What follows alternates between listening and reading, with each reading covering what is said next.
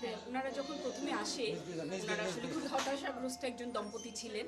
তো যখন বললেন যে 10 বছর তাদের সন্তান হচ্ছে না, তখন আমরা তাদেরকে আইইউআই পদ্ধতিটা সাজেস্ট করি। আমরা বলি যে এটার মাধ্যমে আপনার সুফল পাওয়ার সম্ভাবনা একটু বেশি। তো সেই জন্য ওরাও কিন্তু আমি যা যা তাদেরকে ইনস্ট্রাকশন দিয়েছি তারা কিন্তু সেগুলো সব ফলো করেছে এবং আল্লাহর রহমতে দেখা গেল পরের মাসেই তারা কনসিভ করেছে। তো কনসিভ করার পর আমরা আলট্রাসোনোগ্রাফিতে জানতে পারি তাদের 4টি বাচ্চা রয়েছে। তো সেইভাবে আমরা তাদেরকে গাইড করি এবং তারাও কি করে যে তাদের বাড়ি সাতকানিয়া, তারা কিন্তু এই বাচ্চাদেরকে উদ্দেশ্য করে চকবাজারে একটা ছোট বাসা নিয়ে তারা থাকে, যেটা তাদের সামর্থ্যের বাইরে গিয়ে তারা করেছে। তো আমি তাদেরকে খুবই অ্যাপ্রিসিয়েট করি এই জন্য।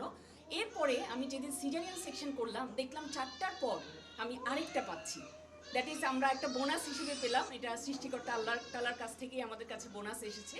তো আমরা এত বেশি খুশি হয়েছি, আমি সাথে সাথে নিউরোলজিস্ট কল দেই। আমি প্রফেসর আব্দুর রাজ্জাক সিকদারকে কল দিয়ে উনি দেখেছেন, উনি দেখেই বললেন যে এটা তৎক্ষণাৎ আইসিইউতে রেফার করার জন্য। তো অনেকে অনেক রকম আমাকে সাজেস্ট করেছে, কিন্তু আমি যেহেতু রেগুলার পারভিউতে আসি আমার মনে হয়েছে যে ওদের ব্যবস্থাপনাটা তুলনামূলকভাবে অনেক বেটার এবং আমার মনে হচ্ছে এখানে আমি সার্বিক সহযোগিতাটা পাবো। আমি সাথে সাথেই কিন্তু এখানে এনআইসিউতে নিয়ে এসে আমি এখানকার ম্যানেজিং ডিরেক্টর এমডি সাহেব প্রফেসর যে রেজাউল করিম ভাইকে আমি ফোন করেছি, উনিও কিন্তু আমাকে সহযোগিতার আশ্বাস দিয়েছে। আমি বলেছি ওরা কিন্তু আর্থিকভাবে অতটা সমর্থ নয়, কাজে আপনাদের সহযোগিতা ছাড়া কিন্তু ওরা আসলে এই বাচ্চাদেরকে টিকিয়ে রাখতে পারবে না। তো এরপর থেকে আমাদের জার্নিটা শুরু, রেগুলার আমাদের টাইম টু টাইম যোগাযোগ ছিল। আমিও প্রথম দিকে শুরুর দিকে একদিন পর পর এসেই বাচ্চাদেরকে দেখে গেছি, আমার মানে মনটা ছটফট করতো।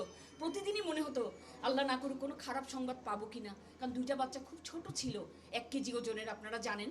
তাদেরকে নিয়ে আমি কিন্তু বেশি একটু টেনশনে ছিলাম যে আমি হয়তো বা 3টা বাঁচাতে পারবো, 2টা বাঁচাতে পারবো না।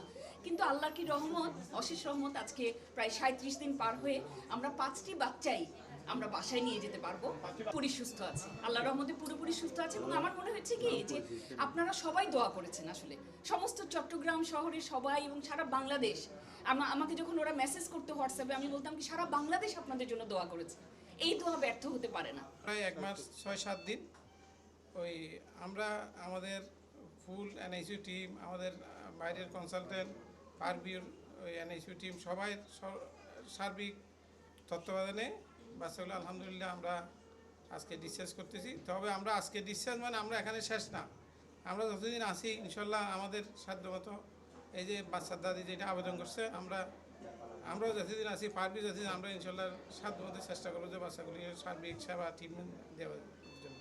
এটা আমি আমার এমডি স্যারের সাথে আলাপ করছি, আমাদের ম্যানেজমেন্টের সাথে আলাপ করছি, এছাড়া আমাদের এই যে সুমি ম্যাডাম ওনার সাথে আলাপ করছি, আমাদের রাজ্জাক স্যার যারা ছিল আমাদের সবার সাথে আলাপ করে আমি বাচ্চা বাবাকে বলছি যে টাকা পয়সা ইয়া না করার জন্য।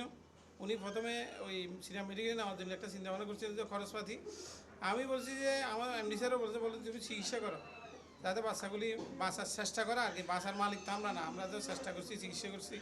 তো ওনাকে আমি বুঝে বলছি যে বাচ্চাগুলি আমরা সর্বোচ্চ চেষ্টা করবো, সার্বিক দিয়ে সহযোগিতা করবো, যাদের আর্থিক সহযোগিতা। আর আমরা দেখতেছি যে আমাদের বাইরের থেকে মাসুদ স্যার আসছেন, ওনারা একবার বলতে গেলে ফ্রি।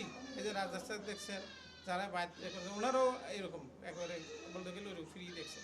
বাচ্চাগুলো কিন্তু জন্মগ্রহণ করে People's hospital under the guidance of professor ফৈদে ইয়াসমিন সুমি।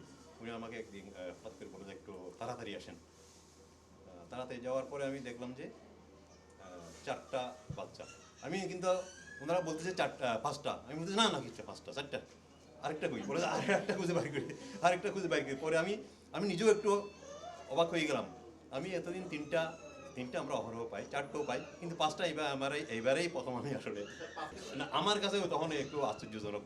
তার মধ্যে 3টা বাচ্চা একটু ওজন বেশি ছিল আর 2টা বাচ্চা ওজন বেশ 1 কেজি নিচে ছিল। তখন ওই 2টাকে নিয়ে আমি একটু বেশি ইয়েতে ছিলাম, টেনশনে ছিলাম যে এই 2টা বাচ্চা বাকি 2টা। আর যাই হোক, হওয়ার পর আমি বললাম যে এখানে কোনো চিকিৎসা হবে না, এটা ইমিডিয়েট এদেরকে এনআইসিউর যেখানে সাপোর্ট আছে সবচেয়ে ভালো সাপোর্ট যেখানে এনআইসিউ আছে এখানে রেফার করতে হবে। ওনারা বললেন যে আমরা পয়সায় পারবো না, অনেক দিয়ে টাকা লাগবে। আমি বলছি না, এখন পয়সা টয়সা কথা বলবো না, এখন আমাদের করণীয় হবে হলো বাচ্চাটাকে সাপোর্ট দিয়ে একটু বাঁচানো। আমরা এনআইসিউ তারপরে পার্কভিউ হাসপাতালের এনআইসিউতে নিয়ে আসলো। ইনশাল্লাহ পার্কভিউ হাসপাতালের কনসালটেন্ট, তারপরে নার্স, এখানকার ডাক্তাররা সবাই মিলে আজকে 1 মাস দীর্ঘ 7 দিন পরে বাচ্চাগুলোকে ওরা মায়ের কোলে দিতে পারছে। এটার জন্য আসলে সর্বোপরি আল্লাহর কাছে মহান শুকরিয়া। আর যারা এই চিকিৎসার মধ্যে এই টিমের মধ্যে যারা ছিলেন তাদেরকে সবাইকে ধন্যবাদ দিয়ে আমি আর ছোটো করতে যাচ্ছি না। আসলে আসলে সবাই আমার কাছে মিরাকলেই মনে হচ্ছে এখনো। এনআইসিইউতে চিকিৎসাটা নিতে হয়, অনেক বেশি খরচের বিষয় আছে। তো প্রথম যেদিন আমরা খবরটা পাই, বিশেষ করে ডেলিভারির সময় 5টা বাচ্চা হয়েছে এবং আমাদেরকে বলা হয়েছে এদের অর্থনৈতিক অবস্থা খুব বেশি ভালো না, ওরা হয়তো এখানে চিকিৎসা নিতে পারবে না। তখন আমরা কর্তৃপক্ষ বসে সিদ্ধান্ত নিয়েছি যে এই চ্যালেঞ্জটা আমাদের গ্রহণ করা উচিত, এই বাচ্চাগুলোকে আমরা বাঁচানোর চেষ্টা করা উচিত। আপনারা হয়তো জানেন যে সমস্ত বাচ্চা ওজন কম থাকে এবং এরকম অনেকগুলো বাচ্চা হয়, তাদের কিন্তু বাঁচানো সম্ভব হয় না।